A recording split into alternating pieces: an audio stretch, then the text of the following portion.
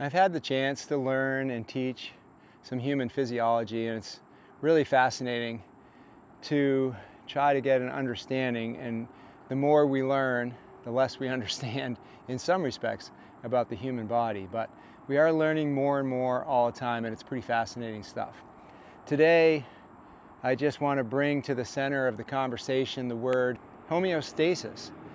Basically, homeostasis represents the balance of the human body and all of the work the body does physiologically to keep everything in balance. So it's the regulation system of the human body. Blood pH, body temperature, so many things being regulated. And it's important that we understand this when we're trying to work at taking care of our foundation of wellness. So a couple of examples. One, I've talked before about the importance of water and drinking more water. But keep in mind, this needs to be regulated by the body. You can drink too much water. It's hard to do that, so we tend to be a little on the dehydrated side rather than the overhydrated side. But you can drink too much water, and the body will compensate for that by filling up your bladder and allowing you to eliminate that excess water.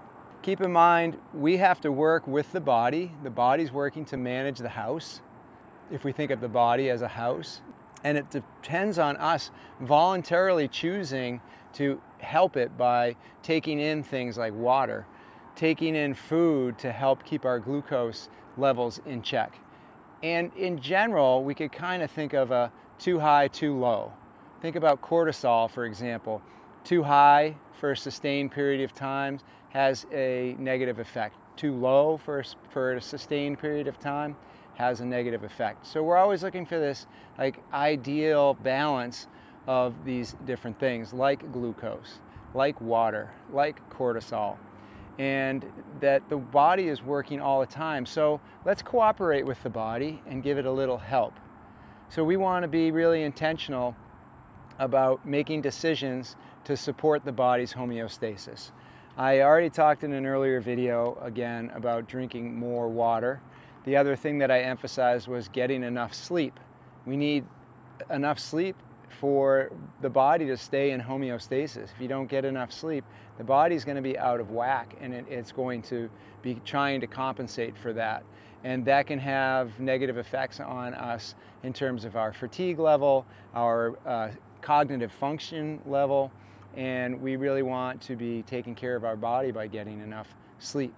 And the way that we eat, we don't want big spikes in glucose and then big drops in glucose. We want that glucose level in our blood to be regulated. And it fluxes in and out of the blood throughout the course of the day. If you eat, you're going to flux more glucose into the blood.